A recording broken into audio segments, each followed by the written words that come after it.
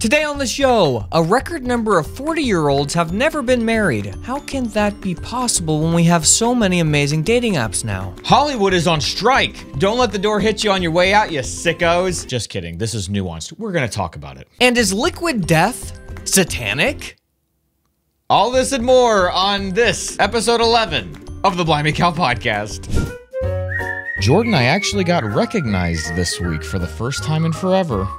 Hi, everybody. Welcome to another episode of the Blimey Cow podcast, episode number 11. How is everybody doing? My name is Josh. I'm Jordan, and we got a record number of comments last week. Just as we prophesied we would. I'm excited to talk about the introvert-extrovert breakdown of our audience. It's going to be very interesting and not surprising how it broke down. Yes, I'm excited to see how it broke down. Hey, thanks so much to our supporters at supportblimeycow.com this week. And a special shout out to Krista Queen, who became a supporter. So appreciate you, Krista. Thank you. You're awesome. And here is this week's question for the comment section. Leave a comment below and we'll discuss it next week. Are you more like your mom or dad, and why? Jordan, how was your week? It was great. I'm going to talk about my underground dog house. For anybody who doesn't know, I'm building an underground dog house. That is self-explanatory. It's under the ground. But I have to build a retaining wall in front of this dog house to completely cover it in the hillside because it's dug into the hillside. It's going well. I've gotten through the thinking part of it. Now it's just the manual labor. The manual labor. It's all it is, just manual labor. I've stacked like the first 3 rows. I've gone over the 2 drains coming out, which was a bit of a mathematical conundrum. Yeah. Figured it out. And now I just gotta build it up. We're getting close, guys. Hopefully next week, if the rain holds off, I'll have good news and it'll be done. Man, hopefully this week I'll be done cleaning the garage. And then I'll have this area cleaned up too. Yeah, Josh told me before I came over, he said, the house is a disaster. This is a no judgment zone until I clean the garage out. That's what he said. I mean, but your downstairs is messy too. It's incredibly messy. You would be a real plank in your own eye to come over here and be like, this is filthy. It would make no sense. Yeah, if I said this is filthy, that's just an insult. Not this is messy. This is filthy. Jordan, I got recognized for the first time because of Blimey Cow in years the other night. Wow. I went to a concert and the girl in front of me at the concert, I went to a concert by myself. Which is more of an anomaly these days, to go to a concert by yourself or to get recognized in public for either of us. Both, I would say equal. Yeah, I went to a House of Heroes concert. They were playing a 15th anniversary show for The End Is Not the End, one of my all-time favorite albums, so I had to go. Went by myself. The girl in front of me just kind of kept like looking at me, and I was like, I'm too old for this. Does she think I'm looking at her? And she's like, she's scared of you. And I was like, I'm trying. I'm not looking. I don't know what's going on. And then finally, she like looked at me again and just stared. And I was like, oh, I think she knows. I think she might know who I am. So then she's like, are you Blimey Cow? Or no? And I was like, oh, yeah. Yeah. And she was like, oh my gosh, I watched you growing up. This is amazing. Then her husband or her boyfriend or whatever came over. She said, hey, do you know who this is? And he looked at me and didn't. And I was like, oh, what am I supposed to say? That's always the most awkward thing. It's like... Josh, my name is Josh. I don't know. And so then she was like, he's Josh from Blimey Cow. And he was like, dude, oh my gosh, I listened to your podcast so much growing up. It was my favorite, blah, blah, going on. And I was so, it was so loud and I was so frazzled. I forgot to even be like, we're doing a new podcast. Oh, because he was talking about that. I didn't even self-promote.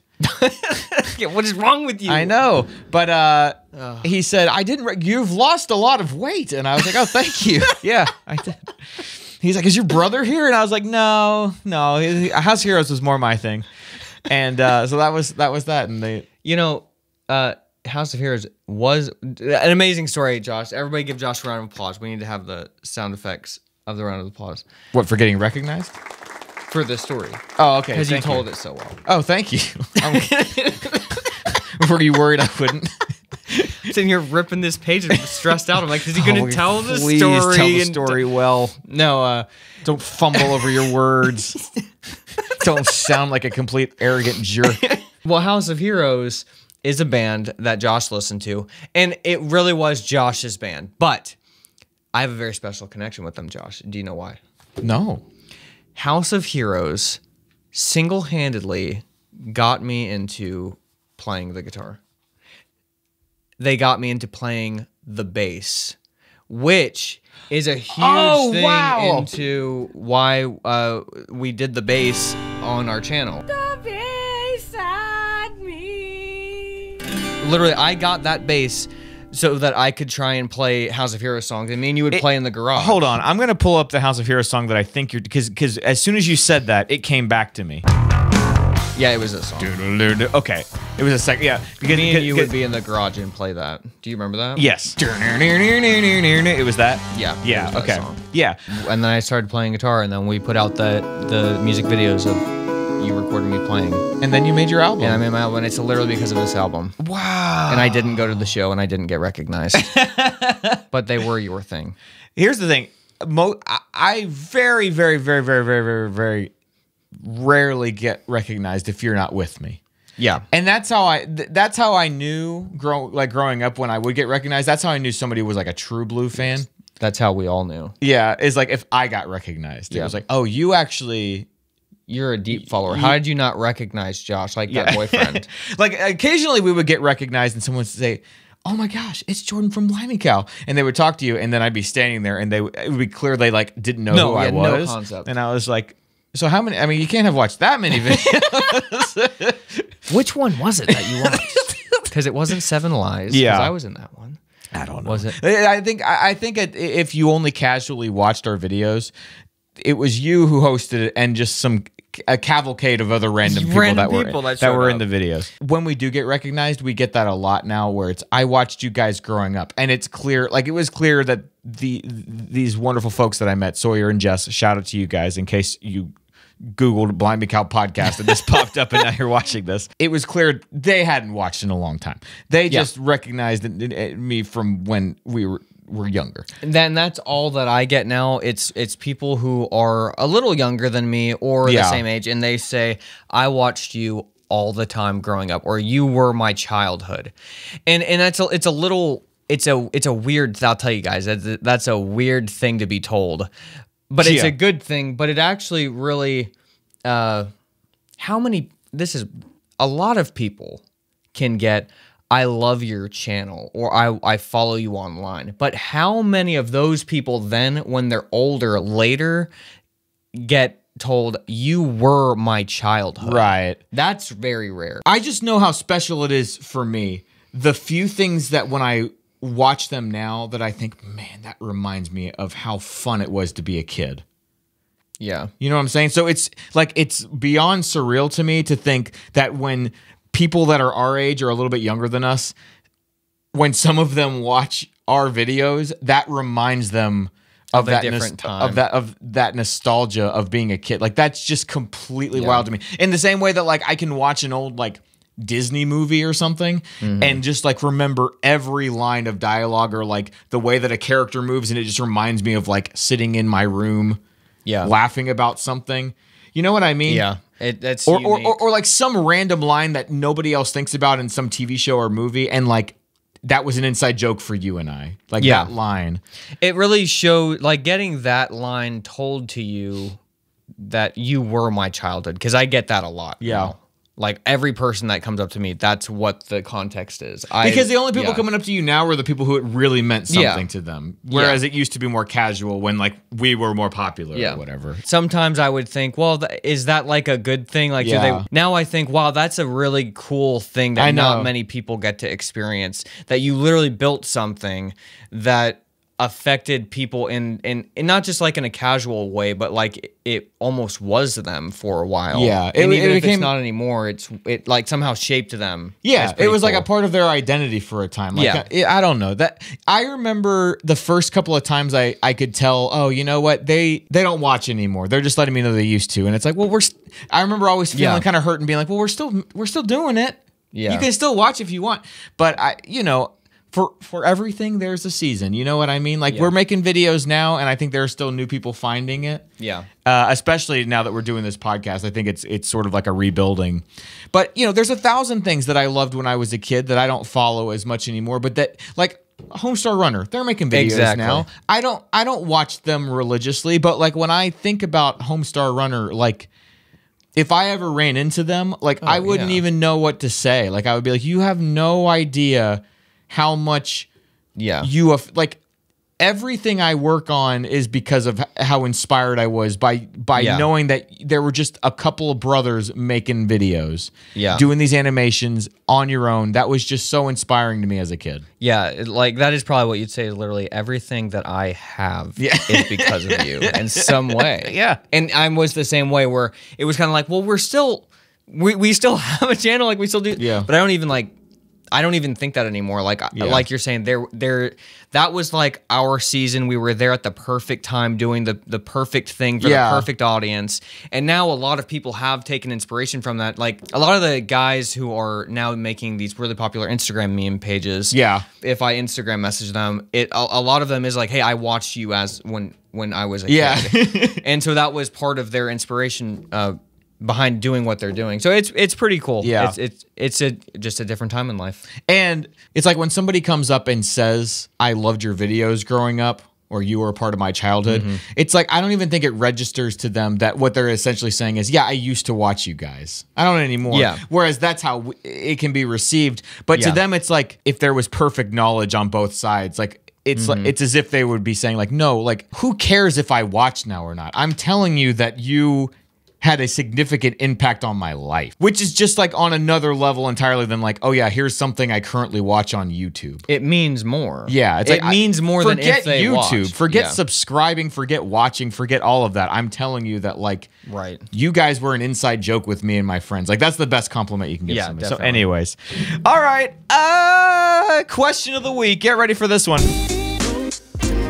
Oh wait, hang on. We gotta mention something real quick too. Before we get to the question of the week, we have to mention that we got almost 100 subscribers on our Blimey Cow Clips channel. Oh my gosh. Guys, we're uploading clips to at Blimey Cow Clips here on YouTube, basically every day. Every day. And we do shorts. I can't. I am torn. Don't click off this. I'm going to tell you who this guy looks like. I am torn if I should post shorts to the Blimey Cow channel. I know. Or should I do it to the Clips channel? Because Josh does such a great job clipping the specific sections, but I also want to get people to watch from the Blimey Cow channel, so I can't decide because I do the shorts normally. I'm gonna be honest. I'm wondering. Maybe I shouldn't say this on the channel. I'm wondering if this channel, because for so like, how do I say this without sounding terrible?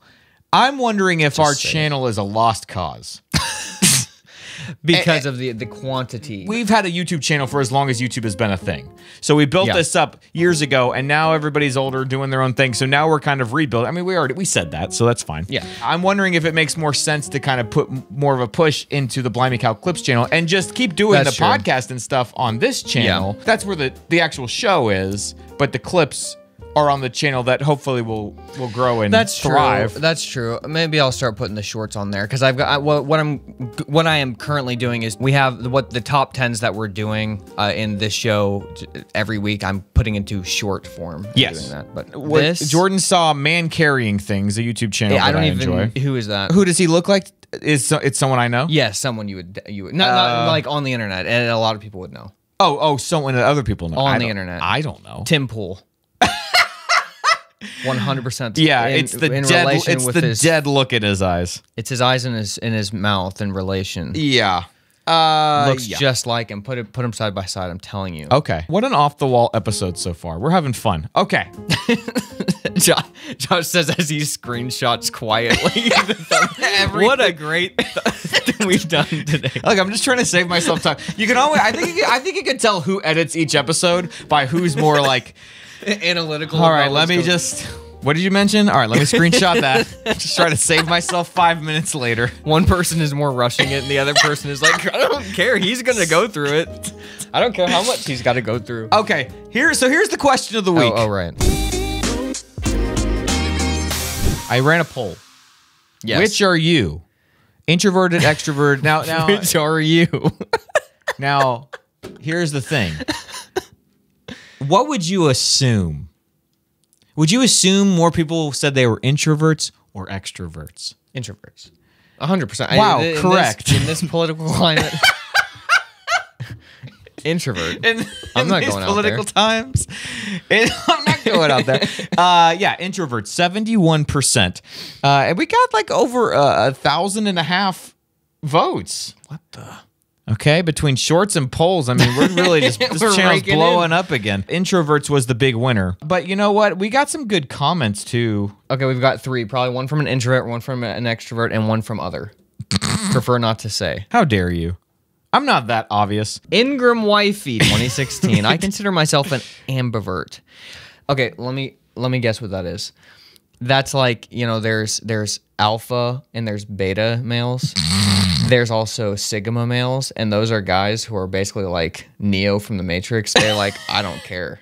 You guys play your games. No, it's not that. Is that what she's talking Ambivert about? means that you have both introverted and extroverted tendencies. So that sounds like being an. I'm gonna make some people mad. I can't say it. Go ahead. That's like being a normal person. Yeah, if I had to put myself in one of these categories, I would consider myself an ambivert because there are certainly times where I'm just like, I think I'm done being around people now. And I know not everybody is that way. And I was surprised to find that out, that there are certain people who are like, no, I go crazy if I'm by myself. But I also Yes. I was like, yeah, I too go crazy if I'm alone for too long. See, I don't feel like I've insulted anybody because the one person that I know who is a true blue extrovert, if I told her that and I said, that's not normal, she would say, oh, I know, 100%. It's not normal Yeah. to be this way. Like she knows that is an odd thing that she has to be around people. yeah. That it is actually can be a problem. Right. I think both introvert and extroverted, it's like, I guess there's a way it could be good, and there are ways that it's not just like, no, I'm introverted, so I need these Parameters XYZ. need to be met. I'm extroverted, so you have to hang out because I'm going to go crazy if you don't. So Joshua Fritz says, I am an extrovert, yet I still have the same anxiety to fight about going up to strangers and talking to them. I'm a contradiction. No, you're an ambivert. Ambivert. Ambivert. Brittle says, definitely an introvert, and let me tell you, that is hard when your little ones crave social interaction on the reg. So Brittle has children who need to be around people. Well, also Brittle is like seeing into the future. Brittle 2024. Does she think she's? What is she saying? Maybe that's when Brittle Is going to graduates. or gets married? No, I think her profile picture looks like she's. It's her wedding. That's a wedding. Maybe that's when she graduates or something. Is it Or maybe she's looking forward to the election. the election? I mean, like we all are. Or she's running. Brittle 2024. I'll be voting. I would vote for Brittle. I would too. God help us. Okay, Jordan, what do you consider yourself if you had to pick one? I don't trust the question. I'm just kidding. I don't know. I would say the God, ambivert. ambivert. You know, God, but people think I'm an introvert. They do. But then they think that I am online. But then when they meet me, they are like, Jordan, I thought you were an introvert. And I say, it's almost like you don't actually know me. Yeah. Yeah. I am an ambivert, Okay. Josh. Yeah. I proclaim that. That is my life's mission. Okay. Wow. Just to make that your identity. Okay. That will be on all of my bios by this afternoon. Ambi. All right. That's what. Thank is that you. What I should say? You can say Ambi. Ambi. All right. Ambi with the. Okay, I'll do Let's that. look at some Christian memes.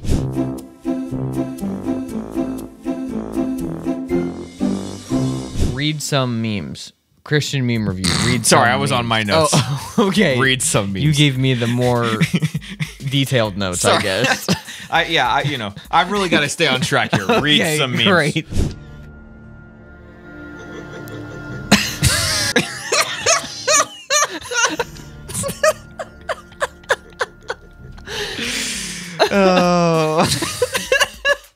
Epic Christian meme says, gonna be on the website for the next 10 years.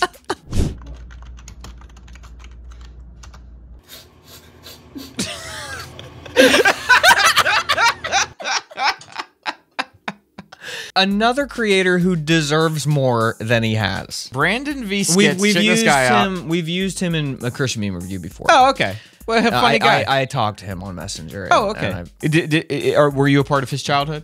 Yes, I That think was that fun. that one in particular hits us well just from talking to sponsors. Like, I hope this finds you, and then it's just like you. What position are you? Hope this finds you well.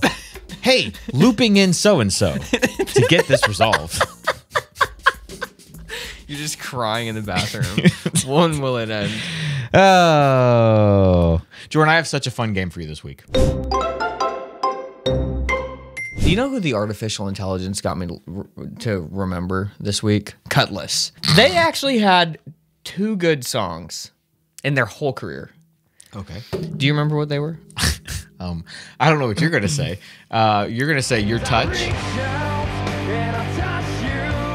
I didn't hear that one, but Oh, that is. are you thinking of Why Do You Run? Why Do You Hide? No, but that was one of them too. But So they have 4 good Now songs. there's 4 good songs. Okay, go ahead. I don't remember them. That's why I was hoping you could remind me. I just told you what they were. Okay. Well, that wasn't them, but you added to the list. So Cutlass has been great since day one. Jordan, last week I told you about my love for Kirby and Nintendo. Yes, you gave me an emulator. I downloaded went- it, and then you pirated a game to me. No, I didn't. Why would you say that? They're free. They're online. It's all music is free. It's all movies come from books. All movies come from books. All movies come from books. They don't. Uh-oh. All ROMs come from archive.org. They don't. Uh-oh. So I thought Jordan would have a lot of fun. Video game, name that tune. We're doing mostly classic, but a little bit into the 2000s, and mostly Nintendo with 1 or 2 little surprises along the way. Jordan, Okay. you're gonna have about a second for each of these clips, and That's fine. we're gonna rapid fire this. Are Here you we ready go. for this? Yeah, sure. All right, you guys play along at home. You tell us if you know these tracks. Here we go. F-Zero. Very good. That's 1. Star Fox. That's 2. Obvious.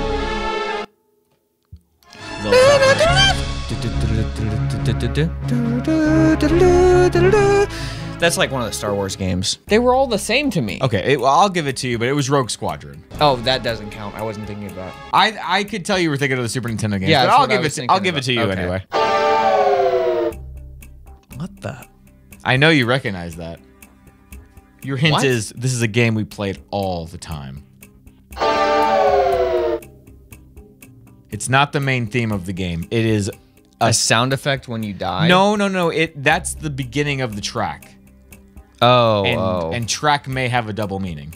oh, Mario Kart. There you go. No, this was a blind. That was a blind guess. Wow, very good. All right, well you're 4 for 4. Here we go. Next one. Yeah, that's Kirby.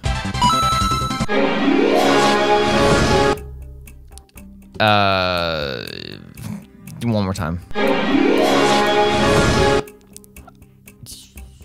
System? What system is this I'll on? give you the system. It was GameCube.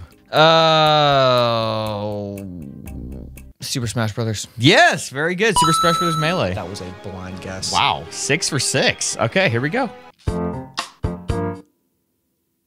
That was a little tougher. No, it's not. That is Animal Crossing. Wow, very good. I thought you would recognize the music but not be able to actually get that I played one. that way too much. Yeah.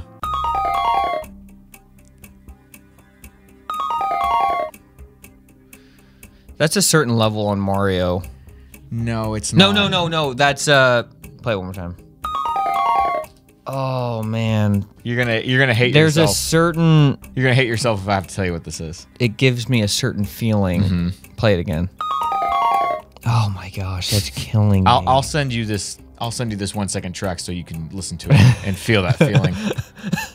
Is it something that I played a lot personally? Yeah. Is it the main, like the intro Yes. song? Yeah. I think I'm gonna have to tell you what me. it I is. don't know It's Zelda: A Link to the Past. Oh, see, that's the yeah, that's right. That's why. So I played that later in life. Right. I didn't play that as a kid. Right. So it was, and I didn't finish it. Yeah. But it was good. It wasn't your childhood. No, it was a thing I watched one time. Yeah. All right. Here's the next one. So that's the first one you missed. That's fine.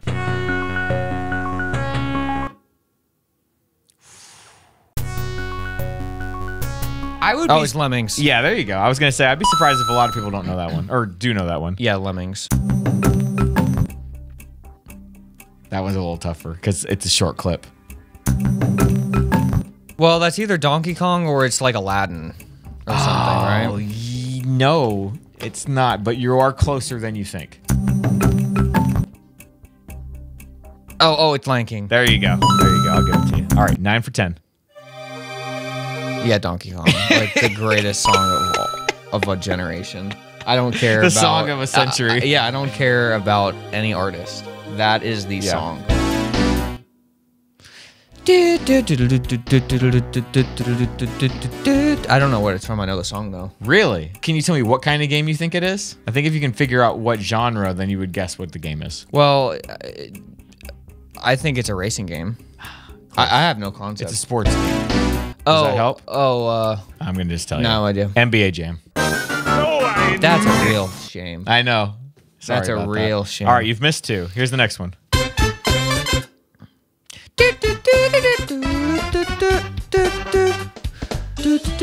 Super Mario 64. There you go. All right, here's the next one. Metroid. Yeah, that's right. Very good. I didn't know if you would get that one or not. That one has a very specific grungy kind of sound. But you didn't play it. You never really played Super Metroid, so I thought maybe you would know it. No, but the feel of that game is different than anything. That's so true. the music was different than anything. And that's got to be N64. I mean, you're right about the era. What the? Banjo-Kazooie? You know what? Is it something I played? Yeah. When I tell you what it is, you're gonna say that's what I meant. Crash Bandicoot. Yeah. Literally, it was made because of Crash Bandicoot. Yeah. But okay. Like Mario Paint? Yes. Wow. Wow. Uniracers. Yes. Wow. Another one I wasn't sure if you'd get. Yoshi's Story. Yoshi's Island. But Island, yeah, yeah. I got you.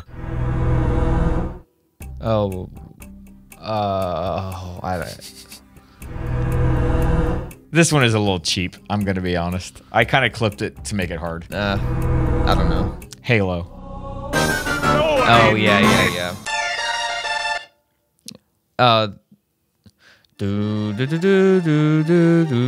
That's like Donkey Kong Country 2. Yes, very good. I didn't think you'd get that one. Okay, here's the last one. Are you ready? This is why there's 21, because I thought of this one after I'd picked 20, and I was like, I gotta include that one too. That's Star Wars. Like that's the Star Wars on Super Nintendo. Yeah, but I'm gonna make you guess which one. Return of the Jedi? Yeah, there you go. You got it. All right, Jordan, you got 18 of 21. How'd everybody else do? Hey, you should do this for me sometime. I will, but should I do it for video games?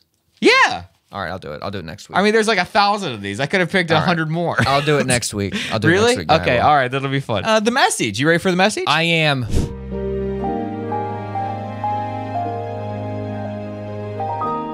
Dear Jordan, please tell me how to get rid of a crush. I really like this guy, but I know he will never like me. It seemed like he liked me a little bit, but now I think things have changed. I missed my chance. Please tell me. I need to know so my hopes and dreams can be crushed by me and not him.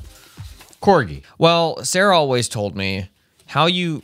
This was her method. You remember Even Stevens? Do you remember the part in the episode where his teacher, he walked into his teacher and she had a unibrow and she was shaving? Oh yeah, I do remember that one. I do remember that one. That's what you have to do, but intentionally. You have to imagine them in their underwear, but like in a bad way. No. She, if she has to make herself feel disgusting in order to think that there's not even a chance in this world. Filthy. Not even a chance in this world. You're like Shia LaBeouf looking in that camera. I am filthy. I am filthy. Looking at the wall. He will not make us not filthy. No, it was when Trump was in office. He was saying he will not divide us. He will not divide. Do you remember that? Yeah, that's. Man, that was so funny. I watched that live stream. It was a live stream. Fun. I watched that for a long time. There's all these random people. It was hilarious. That really kept me going there for a while. Anyways, so that's my advice. You have to make yourself feel like you're just nasty, filthy. I'm leaving every second of that in because I have no idea what you just said. So you need to look at yourself in the mirror and just think that you're ugly. You have see. I got confused by the question. I thought that she was saying, "What can I do to make him not like me?" And so and then I realized, oh wait, she said that he doesn't like her. So then I just said, "Scrap it. I just strike it, reverse it, make yourself feel dirty, and then he won't like you." You won't even think that. So he it's can not like you. supposed to. It wasn't supposed to be like I truly believe in my heart that I am a filthy, filthy person.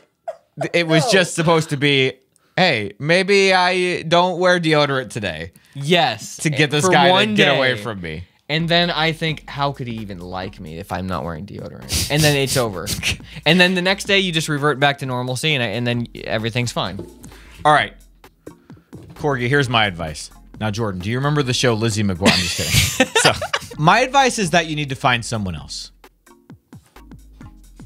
I don't think there's anything else you can do. I don't think you can turn the crush part of your brain off. That does work with Lizzie McGuire. Get a double. Oh, no. Because she always had a crush on Ethan. But once she realized Ethan was just a dumb guy, That's she true. finally could like Gordo. Gordo. Okay, there They you go. kiss at the end of the movie. That's right. I did it. That's right. Okay, great. I don't think you can just say, I'm going to focus on other things. You always are going to have a crush on somebody. At least that was my experience. So your best You option... will always. So I think that the best thing you can do is just find someone else. Let's just go to, is this good news or bad news? Now, Josh, looking from the headline that you've taken from off the internet, it ties into what I've been talking about for the past weeks. I've mentioned something. All right. And now it's going to all culminate into this, is it good news or bad news? Well, we're about to talk about the Hollywood strike. Everything Hollywood is shut down. So go ahead, Jordan. Tell us what you're going to say. Do you know who's in charge of the Hollywood strike? Oh, yeah, you're right. You're right. It's Fran Dresser. It's from The Nanny. Guess who told me that? Dad Our did. father. How was- does Dad I know? was sitting in the room doing my freaking that's right. taxes, Okay. and I heard y'all talking All right. about it, and I was so annoyed. I was like, I'm sitting here doing my stupid taxes. I want to be out there talking about the Hollywood strike with you guys. You guys were having so much fun, and I'm in there finding out I owe thousands of dollars. So is she the head of the cabal? I guess so. I don't know. Maybe she's one of the good ones. Oh, yeah, that's like an inside job. She knows they're corrupt, and so Fran was like, we need to shut it down. Guys, we need more money or something. So in case you don't know what's going on with this Hollywood strike, I don't actually know anything. okay, well, I'll tell you. The writers' strike started on May 2nd. And you might remember, Jordan, from when we were a kid, this happened one other time. It lasted for 4 months the last time. But see, back then, we actually watched TV. So this affected the shows that we watched. Like The Office went off air. Lost went off air. I remember this. Do you remember all what this? did we watch? No, nothing. They didn't show reruns or anything? Yeah, they played reruns. Oh, okay. Well, You know, we didn't. Yeah. But it was a different time. There wasn't really streaming back then. So back then, yeah, everything just went to reruns. Or if it was a show like Lost that kind of that ran uninterrupted, they just delayed when it came back. I see. Yeah. Yeah. And so every season had like a shorter run. So if you're ever like watching an old show like The Office or Lost and you see there's like one season that has like fewer episodes, That's why. that's why. Because there was a writer's strike. And so after 4 months, they came back. Everyone was so mad they didn't want to work. And they said, forget it. Yeah, well, they cut wanted the season. I don't remember why they went. I mean, obviously they wanted more money, but I think basically once every like couple of years they negotiate with the studios, and if it doesn't go well, there's a strike. So most of the time it goes well enough for everybody's happy, but every once in a while it goes bad. So we're in the middle of a time right now since May 2nd that it went bad. So the writers have been on strike now for 2.5 months. Is there any hope in sight, Josh? For them? No, that's the thing. Like, it seems like a complete stalemate. And so now the actors, in solidarity, and because they're upset about AI and stuff, that's what this is all. I mean, it goes back to a lot of stuff we talk about here on the podcast.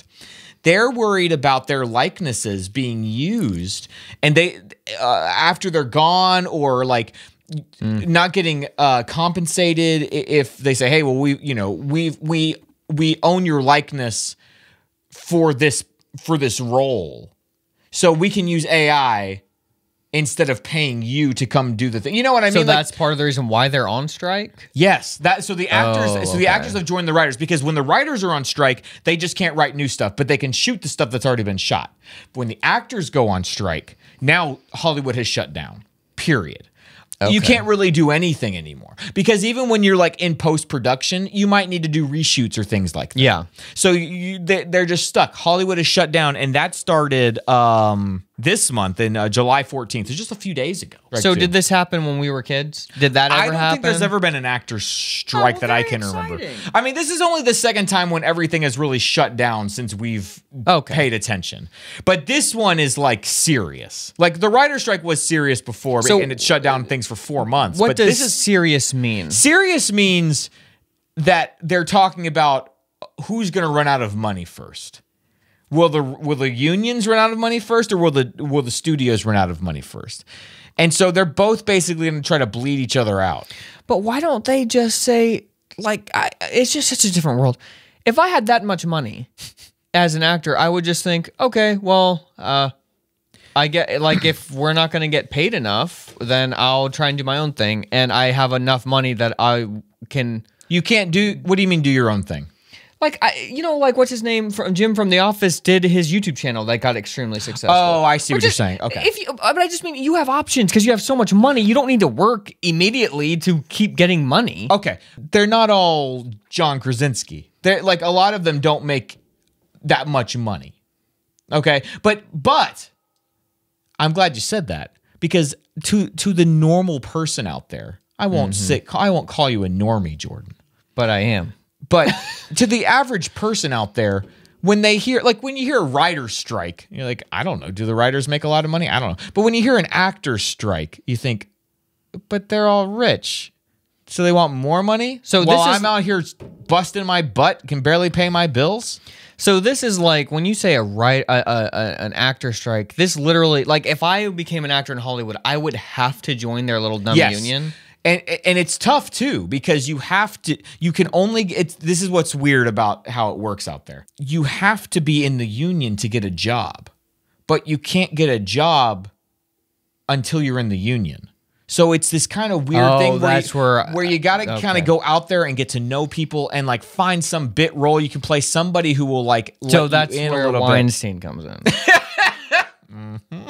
Got you. Oh, guys, you got to learn something today. You got to know a guy. So, in a biblical sense. You do. And I'm glad we know this now. In both a biblical and very unbiblical sense. Well, I think that we both agree that this is amazing news. This is beyond good news. This is amazing news. I hate the studios, obviously. And I also am just, there's no sympathy. Ill will. No, there's no sympathy. Oh, no sympathy. The opposite, but yes. Yes. There's no sympathy for all the actors and writers. Like, maybe once upon a time, but at this current point in history, it's like, I mean, okay.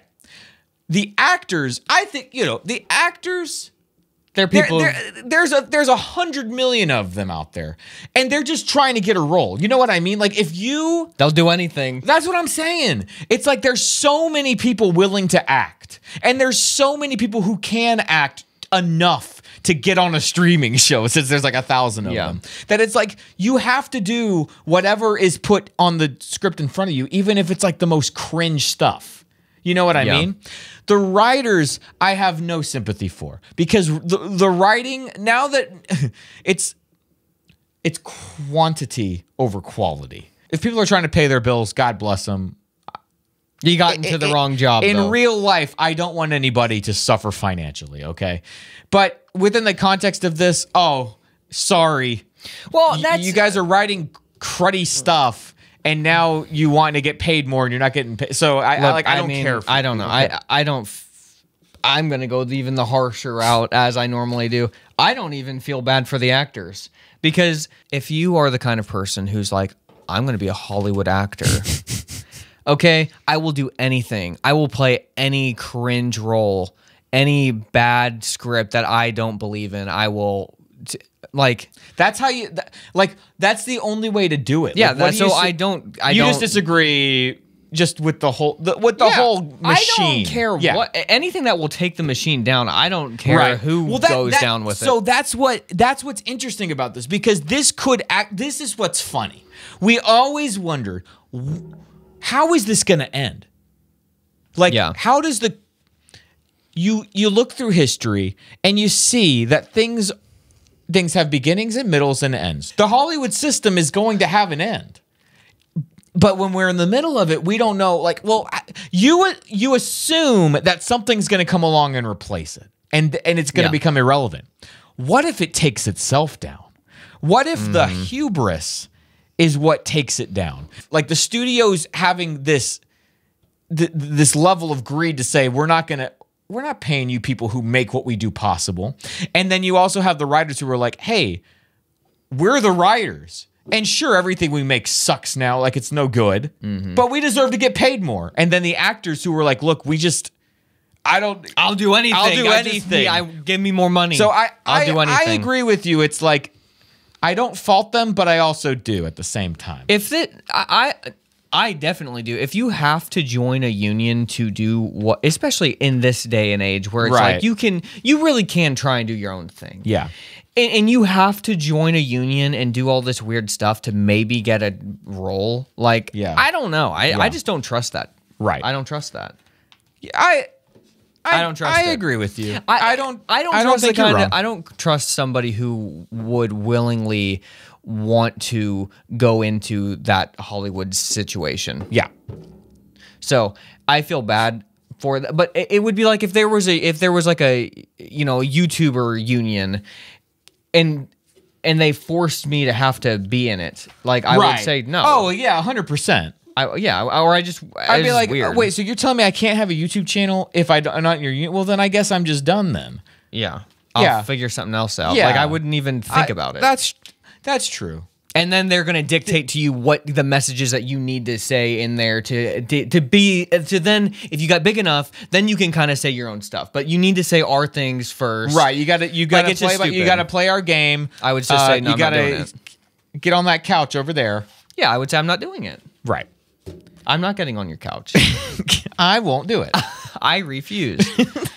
Anyway, so amazing news. Yeah. I mean, you could very well just go into a time where it's like it's independent films being released independently. That sounds great. I know. I agree. That sounds amazing. I Actually, agree. We wouldn't have all this secret messaging and all this stuff because everybody whose actual butts are on the line know that there's no safety net. Yeah, they're just trying to make a movie that the majority of people will share and want to go. Well, see. you'll have to make stuff that people will enjoy. Yes, like there's not. But and also because right now movies are so expensive. If you have to make down and dirty movies where people are actually like taking chances and risks, but also you don't have to put so much money into them, so you can actually afford to take risks. This could be over tomorrow and nothing will change. Or this could be the beginning of something really interesting. And in like 20 or 30 years, we're like, yeah, I mean, once the internet became a thing, it was inevitable this was going to happen. And that's interesting. 2023 is when that happened. So, good news. Wow, good news. Very good news. And on the subject of the Hollywood strike,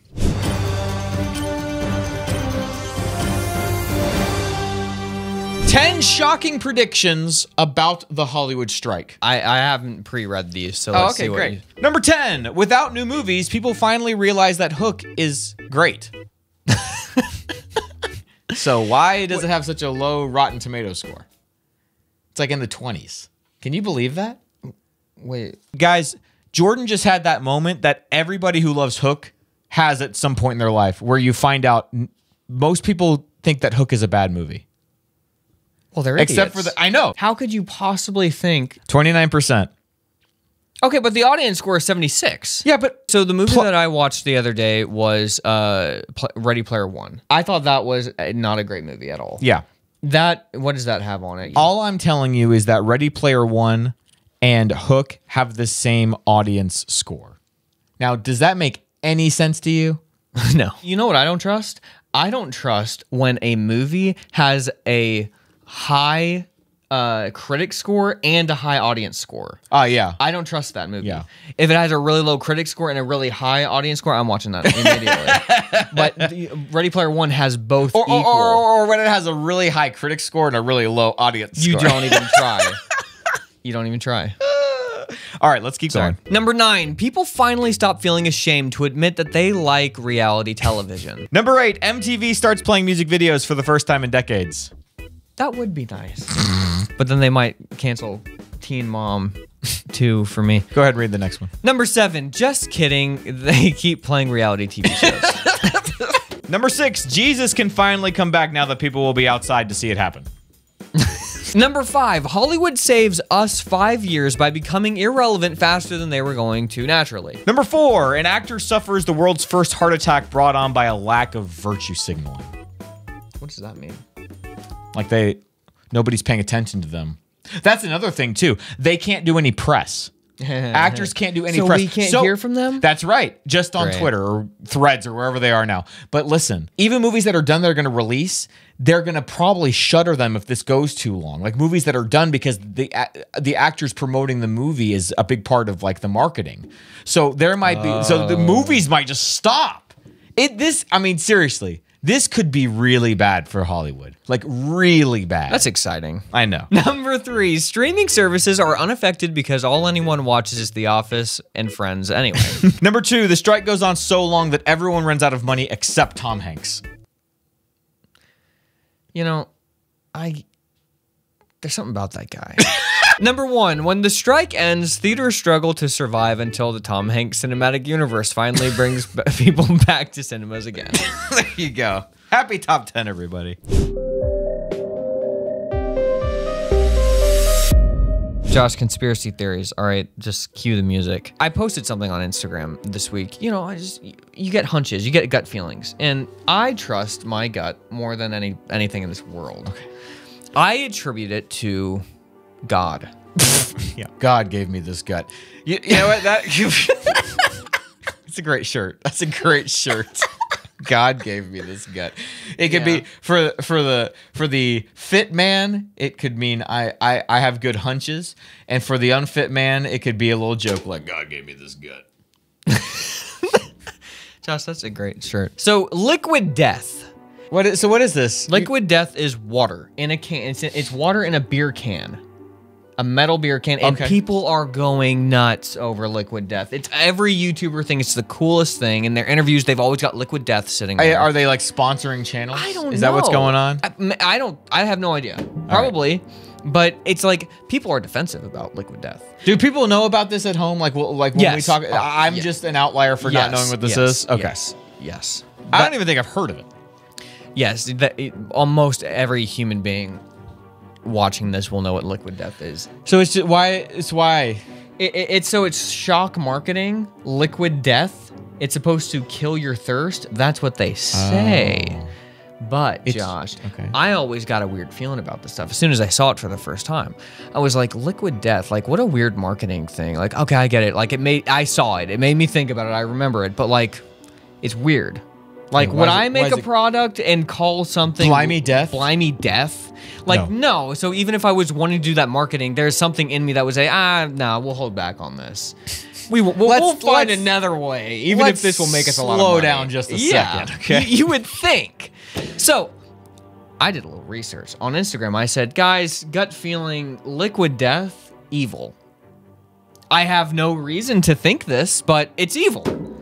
And that was my gut feeling. And so what did you find out? Dude, I got comments like death threats from, not really, but I got comments from people like, liquid death is not satanic. It is amazing. And you're just being like you're like... Did you say it was satanic or did you say it was evil? I don't know. I might have said something. Then one of our close friends... Who? Okay. Shout out to... Are you going to believe? No. Should I? Yes. Oh, okay. So she messaged me and she was like, oh, can't wait to see your proof. People were mad at me. I got many messages from people. And I thought, that's weird. Why are people so defensive? So I was like... Cult. Then I searched online. I was Okay. like, let's find something. Go ahead. You know? What'd you find? So I found that Josh, for Halloween every year, No. they have a legitimate witch No. do a satanic ritual over the water that they use for the liquid. No, they don't. They do. No, they don't. It's 100%. It's advertised. It's what it is, and people don't know this, but it's everywhere. You just search Google. Is and, that even a conspiracy, or is that just? No, people didn't know it. I got multiple messages after I found that. I posted on Instagram, and people were like, "Dude, I thank you. I bought this, and I'm not gonna have it anymore." Why do people? It's just water in a can? It's and this is another reason I don't like it, because it's water. Is it water with natural flavors? No, it's literally just water in an aluminum beer can, as far as I understand. It literally says Liquid Death. Look, search it, find it, so you have context. Oh, maybe I have seen that before. It's just water. So Oh, it's sparkling water. Okay. Okay, so it's got the fizzy. People I love the guess fizzy. It might not. I think some of it's just mountain water. Okay, but they have like lime and mango, so it's like flavored water. Yeah, but the main one that I Okay. see people drinking is just regular water. What a waste And so- of money. Yeah, I know. And so but they have, again, Josh, it's stuff that's really makes you watch, but it's like, why did you do that? I get I watched it, but like, you know, it looks like a beer can. And so in their videos, in their advertising, they've got like kids drinking it, looking like they're drinking beer, having like a party, and then a mother walks in who's pregnant, who's drinking it, and it's like, so it makes you think like, wow, it's water, okay. But it's like, it's weird. It's like they use children's faces drinking beer, like, yeah, I'm drinking, I was like, I don't like this. This is messed man. up. This is messed up. So and they also have a place called Sell Your Soul. You can click there, and you can they give you a piece of paper or something, and you sign your soul away, and then they give you a bunch of stuff. Oh, their membership club is called the Death Country Club. And you sell your soul to them. You actually write your name. It's this whole thing. By selecting Sell Your Soul, I agree to receive important info and offers from Liquid Death since they will own my soul for eternity. So it's funny, but it's weird. It's like Is it funny? Well, Is that funny? I can see Not like in an I'm offended way, but just like in a my sense of humor is offended. Like that's just it's so on the nose. I know, but That's not funny to me. once you add up all of the weird satanic rituals that they do, and then you throw this, then it's like, how much of a joke is this? You know what I'm Right. saying? And this is like something that's like funny for a week. No, this is It's their like whole when advertising. you build your whole brand around it, like, okay, in 3 years, that's like, it's played out, dude. Like, do you Yeah. have something, you got something else? What else you got? Well, we'll own it. We'll own everyone's soul by then. Well, you'll have already drank the natural flavors. Well, so exactly what flavors are in there, but They're natural. It wasn't that many people that were like really defending Liquid Death, like accusing me of like you're saying stuff satanic when it's not, and you're being whatever. But like maybe Josh, they're so defensive Because they've been brainwashed. they're now. possessed. That's right. They already sold their soul. They're They in sold the their soul. They're in They the signed country club. the Death Country Club. Thank you for sharing that. You're Jordan. welcome. Not that I was ever gonna try Liquid Death anyway, because I'd never heard of it and it sounds stupid. But My story, now I really won't. My story on Instagram got shared a lot of times. A lot of people shared that. Wow. To be like, hey, maybe don't have the Liquid Death. Okay. All right. Well, thank you. And the person that I was telling you about totally recanted the Liquid Death Our religion. friend? Yes, totally recanted the Liquid Oh, Death she religion. was in on this. Oh, She yeah. was in on the religion. Bought it, had it shipped to where she lives. She did this? Our dear. You know blankety why? blank? No, you know why? Because Stephen Curtis Chapman drinks Liquid Death. They're all in on it. His soul is lost? He might have signed the contract. I hope he doesn't sign up for the newsletter. I hope not. I hope he's just got whatever is in the product, and he can hopefully purge it. But once you sign for the newsletter, that's when it's really over. Well, and once it's made up, it takes like how long? It takes like 7 years for your body to completely regenerate itself with cells. So it could take 7 years for him. It is 7 years. All right. Perfect number.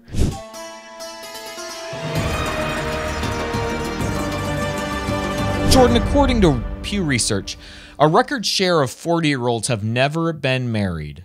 40-year-olds have never been married? As of 2021, 25% of 40-year-olds in the United States have never been married. But in 1980, it was only 6%. And now it's how many? 25. Dude, they're all just holding off. They're waiting for the AI goggles so they can have a girlfriend, so that they can have the 3D experience.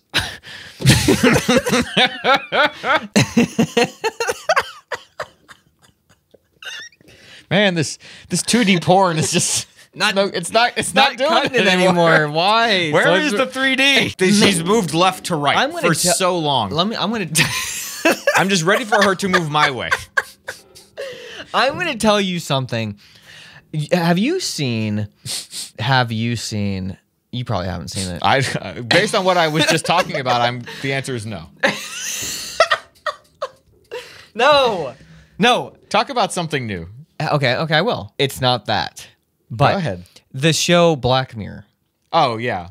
Have you seen the episode where, and no, it's not a great thing to watch, but it's I've a only great seen lesson. one episode, and it's not the one you're going to talk about. Is it the one where the video game and they put on the headset and then you can like battle fight in the video game? I've seen this social credit one with Ron Howard's daughter in it. The one where you get points for doing good things, and nobody's allowed to curse. So the episode ends with them just swearing a bunch. That's the only one I've seen. That's like the Arthur episode where he says "stupid" 50,000 times. I just couldn't watch that. That is messed up. It was. I was like, why are you saying it 50 times? Isaac will repeat anything. You got to be real careful around that. Was the one thing about Arthur that made me not trust the show. When I remember, because even as a kid, I was like, okay, I don't want mom and dad to hear this, but then at the same time, I was like, I don't want to be watching this. It was just awkward. I remember as a kid, I thought, why am I watching this? You know, it's funny that you said that. The episode I remember that made me feel that way was the one where Arthur punches DW. I remember like sitting in the living room watching it and dad being in his office, and I was just like turning the volume down.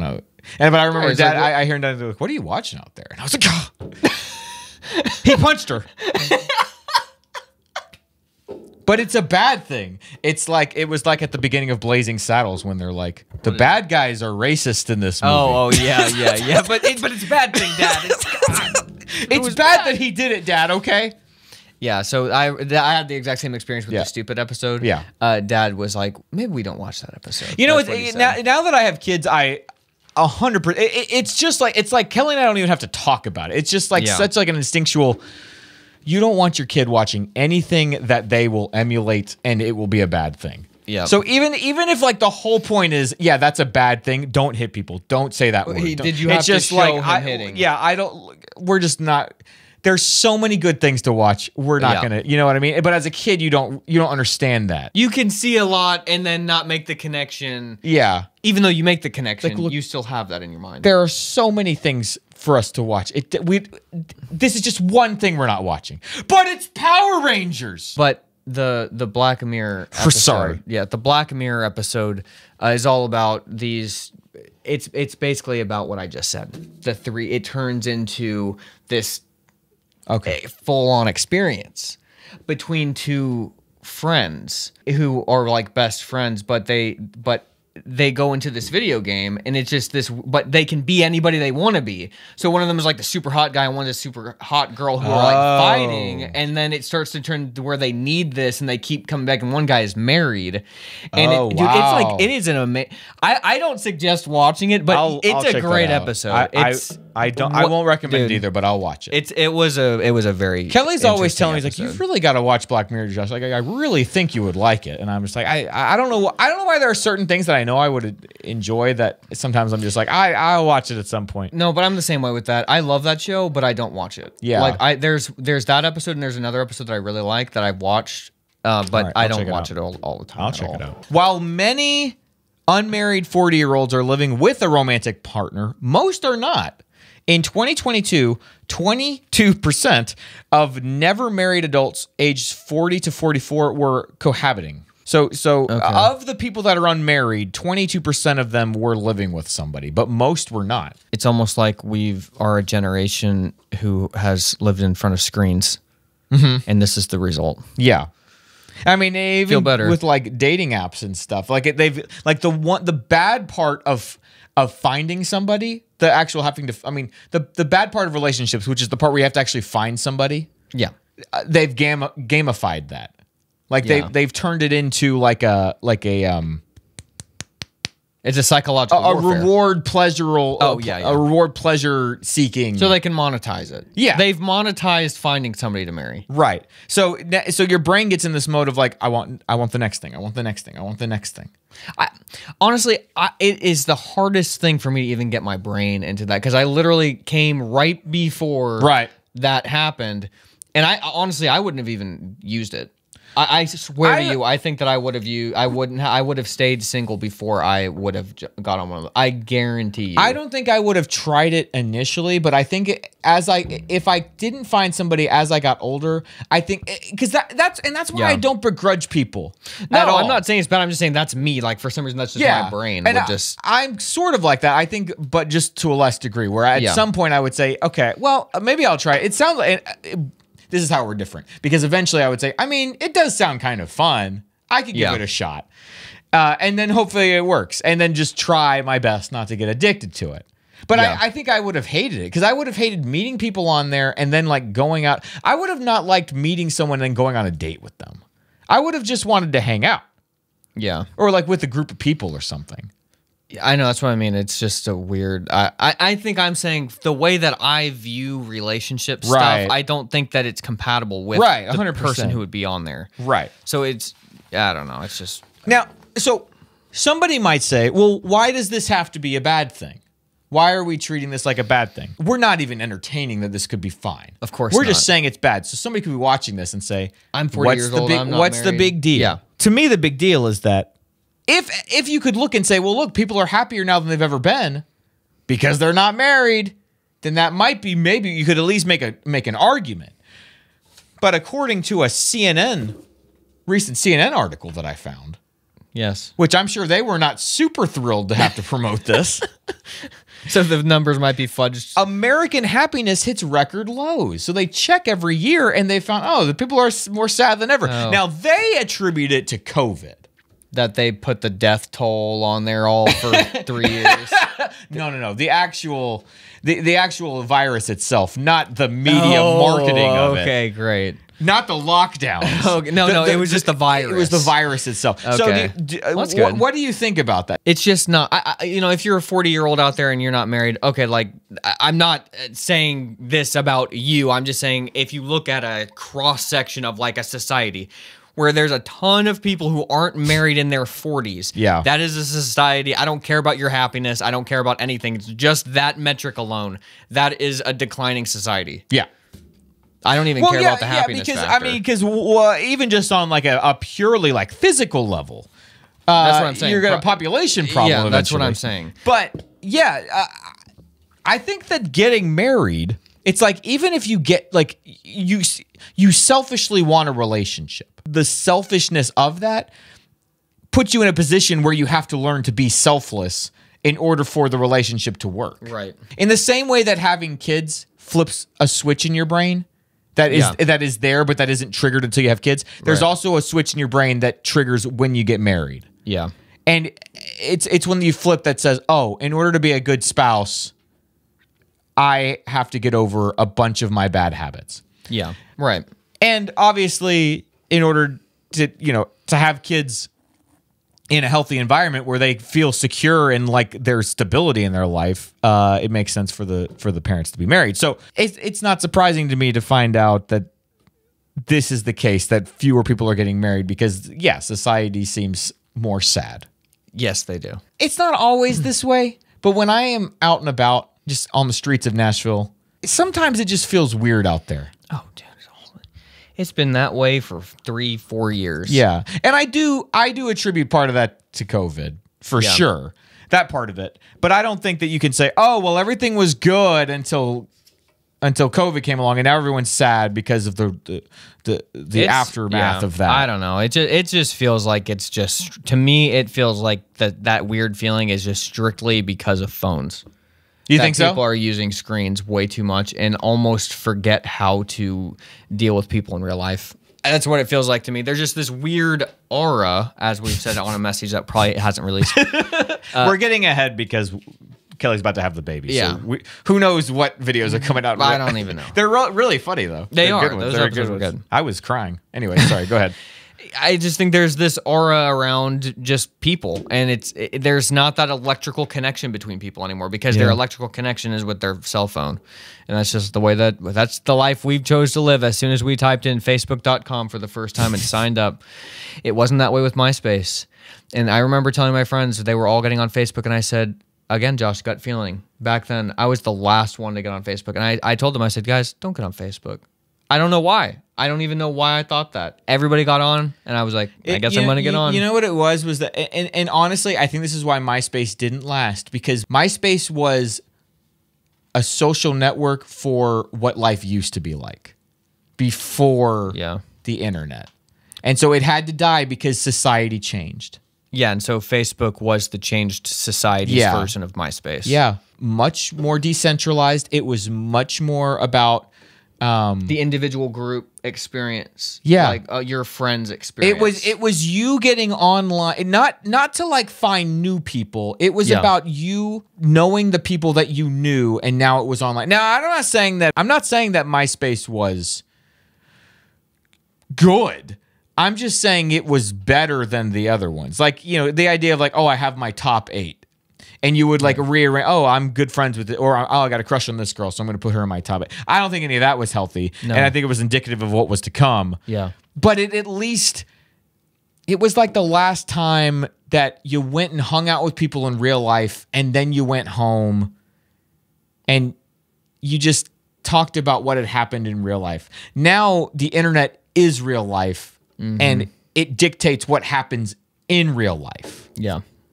Yeah, it's reversed. It's reversed. It's messed sick. Up. And nobody's married. And nobody's married because of it. It gave me hope. Let's find something. All right, here we go.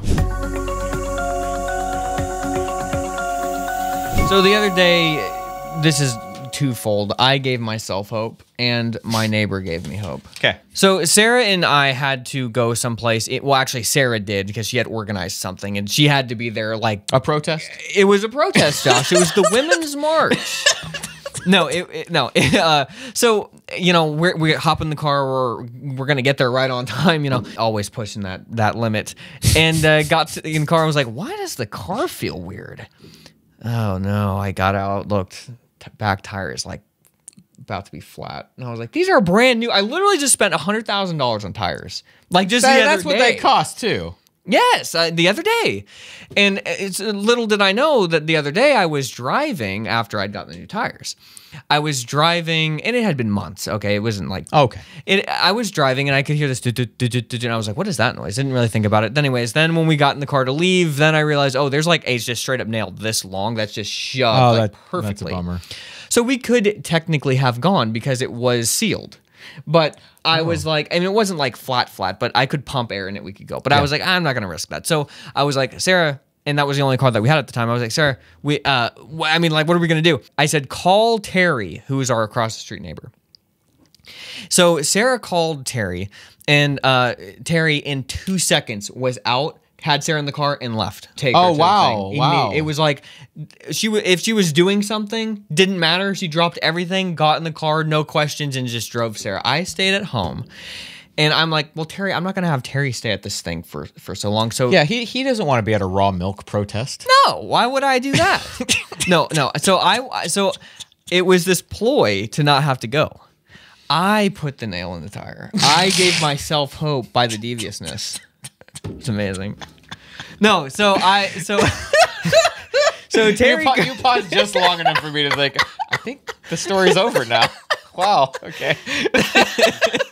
No, so Terry comes back. She's not going to stay at this thing for the milk protest for hours. So I was like, how fast, in my new knowledge, how fast can I take this nail out, seal it, and get to Sarah? 10 minutes tops. 10 minutes. Are you serious? It took me 10 minutes from her leaving to me getting my stuff and doing it 10 minutes. I was on the road. Done. You know, when you are plugging a hole in a tire, you just have to believe you can do it. Yeah, exactly. The first time you do it, you're like, is this gonna pop in my face? Yeah, exactly. But once you finally believe in yourself, that you just have to go, yeah, until it's done, then you can do it in 5 seconds. But it's that first time of doing it. Like, I think I'm gonna break. Yep. So that's Good what I job, did. good Got job. on the road, and then I was like, wow, 10 minutes. That was pretty good. Thank you to Terry. And thank you to Jordan. Thank you to Jordan. All right. And thank you to the raw milk. As I mentioned, I was just trying to think of what kind of protest might would Sarah Sarah actually go- raw milk if they were going to say, hey, you can't even buy raw milk for your dog. cats or your Yeah. dog, that Sarah Oh, was like, we're now screwed. that's a bridge too far. I would be at that protest. Yeah. Okay. You already talked about your house. Of I Heroes. talked about the House Hero show, but I wanted to talk a little bit more about it. I think what gave me hope was just standing there, enjoying the show, and kind of having this peace about knowing, you know what? I think this is probably the last concert I'm going to go to. I think I'm done now. I've seen every band that I grew up listening to 100 times. I've seen Reliant K 50,000 times. How many more times? It's like, you know, when you were in Nashville and you liked the kind of music we liked growing up, there was always a band playing, and it was never that expensive to go. When we were kids, like Mom and Dad would just drop us off at Rocketown. Mom would actually sit upstairs in the coffee Yep, shop. Mom would sit upstairs, or Dad would just sit in the car and just. I mean, we had like the most generous parents in terms of letting us go to shows all the time when we were kids. But we would just, you know, it was like $5 to go see your favorite band play because you just like these obscure rock bands or metal bands or whatever. $5 bought you like 3 hours of entertainment, and there was like, you know, just a few kids there, and everybody knew everybody at these shows, and it was always so fun. I was enjoying the show, but at the same time, I just thought, I think this feels like the last one. You know, that was the same experience when I was watching the DC Talk Cruise. I thought, I'm older. They're definitely older. Yeah. It's got to end. I think it's got to end. I think, and it's sad to say this because, and I'll tell you this too. This is another reason why I try not to take it personally when people say to me, I used to watch you growing up, because when I watch bands now that I like do reunion shows or whatever, I think, you know what, this is fun, but I also feel kind of weird. Like, why are we all still doing this? Exactly. You know what I'm saying? Shouldn't we all have used this Yeah. to propel us to create? Like we used Homestar Runner. We don't watch Homestar Runner anymore. We used them to propel us to do Blimey Cow. Then a generation of people watched Blimey Cow. Yeah. Then they don't watch Blimey Cow that much anymore, and then they're propelled to do their own thing. That's just Right. how it is. And that's why and we were talking a little bit about this the other day. That's why I feel like at some point your role becomes, now I'm an elder statesman. You know what I mean? That was great. Yeah. I feel kind of the same way about doing the podcast now. Like, this feels like a natural kind of, you know. Yeah. But at some point, it's like, literally at some point, like, kids are evolving. At some point, it's like, you are a snapshot into your era. Right. So we are a snapshot into the first generation on YouTube who could make a living online. Yeah. And everybody else is using that now and building to propel them to do what they do and learn their So thing. it makes more sense for us to do a podcast like this where we talk about that kind of thing. Exactly. Versus just keep on doing what we were doing when YouTube was new. That's why And being like, why isn't this working anymore? You know what I mean? That's why I think we both enjoy doing this, because Yes. we're able to talk more about our thoughts about, like, what have we learned, what have we. Right. It's more of an in-depth thing of us more than just like anyways. So that's so I was sitting there watching the show, just having all the, especially with that couple that had said hey to me, and I was sitting there watching a band I watched growing up. Yeah, that's in funny. front of these guys that were my age that had watched me growing that's up. Weird. That's and it weird. just was. It was just kind of a strange spiritual moment for me. Why are we all still doing this? Yeah, but at the same time, I was grateful and thankful for it. I wasn't No, I know. this is lame that we're all doing this. I was just thinking through all of it, and so when the show was over, I was just like so pumped, and I was grateful to the band for like having such an impact on me, and I was grateful to those kids that were in front of me for actually like saying hi to me, and, you know, kind of like, without saying it, basically saying like, thank you for all that stuff you put out. It was my favorite growing up, you know? And that just, I don't know. That just gave me hope. It made me feel good. And then I came home Way too late. way too late one more time. Couldn't hear, had no voice. And it was the first time coming home from a show where all of our bedroom doors were shut because all my children were asleep. My pregnant wife was in bed, you know? Yeah, that's and weird. I just thought that was the last one. That was the last one. I'm done now. I'm good now. I had my fun going to shows. It's not as fun as it was when I was 20, when I was 16. Supposed to be. And it's not supposed to be. And that's the beauty of it. Yep. You're not missing out. Yep. It's just not. You're supposed to do other things. Your mission is different. Yeah. Now That's So, right. It gave me hope. The end. And they had a. Didn't they have a thing? An album called The End. The 15th anniversary was for their album. The End is not the end. Isn't that funny? Weird, that's Isn't that weird. funny? In other news, the only band that I would see again, and I will forever see, is Jimmy Eat World.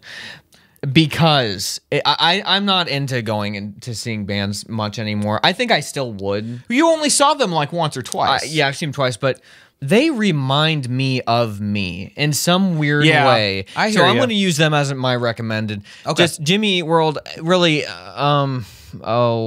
They put out a new song last month. Did you know that? Whenever they put out individual songs, it's hard for me. I like listening to it in context of the album. I know what we complain about this, but I hate that about Spotify. I hate what it's done to music. Well, but that's one thing I like about Jimmy Eat World so much is that they just do that. They put out a single, but then they're normally saying, "Hey, we're about to put out a full length album." That's without saying it. That's They what put out a few singles over the last year or two that they haven't put out a whole album. I think they're going to though. All I right. think they have to work themselves up because they all have families. They have They've to all get back moved into it. on, and Yeah. then they come back together. Well, and do that's it. why I still love Jimmy Eat World. Exactly. It's like all their albums kind of have the same vibe that makes you feel good because it reminds you Yeah. of being a kid. But then it's always just different enough that they've learned something and and it's different. and it doesn't just feel like they're spinning their tires. No, that's why I like them so much. Yeah. And so When they put something out, it's because they had something new they wanted to do. and that's why there's so much time between their albums. And Yeah. they might not ever put out another album, and that'd be fine. But if they do, I know that they don't need to. He's like a producer, I'm sure. He doesn't Right. need to be doing this. Right. So he just does it when he actually feels like compelled to do it. That's how I feel about Copeland. I think that's Yeah. why, even though their albums get more like weird and vibey or whatever, I still I still enjoy it and give it a shot each time because I know, like, look, if they're putting stuff out once every 5 or 6 or 7 years, then I know it's because it's for the love of the music. Yeah. It's not because they're getting rich off this stuff. Yeah, exactly. You know. So that's the one band that I would still go and see if they came to Nashville. And I don't know what CD I should recommend. I mean, to be honest, Futures. well, yeah, but I You want think to recommend a newer album? Yeah, I think for people that they should listen to, I really think if you're going to listen to them, maybe listen to Integrity Blues. You With Me in particular is really good. Sure and Certain. Like the first 3 songs are really good hitters, as they say. So I would listen to that first. And then literally everything that they have is amazing. Scrolling through the list, there's not one that I would say, maybe skip this one. Like normally with a band that's been around this long, I would say, don't like even with Copeland, I would say, don't start with this one. Like if you like them, then you'll get there. I mean, they're all so good. Even like their first one is good. I know. Okay, maybe I would say skip. Don't start at their first album don't. because it's from the 90s and it sounds like a 90s album, even though I think it holds up.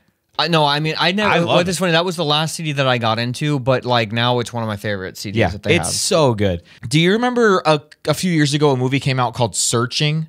And it was a movie. The gimmick of it was that it all took place on a computer screen.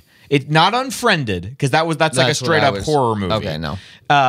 Which I do not recommend, but I love. Searching was a movie that took place on a computer screen. The whole movie takes place on a computer screen, and it's all about this guy trying to find his missing daughter. Fantastic movie, great twists and turns. Searching. Okay. I mean, that's a movie everybody has to watch at least once. Oh, well, I'll write that down. It reminds me of Taken. One of my. I love that movie. Yeah. I mean, it has. I would say it has some.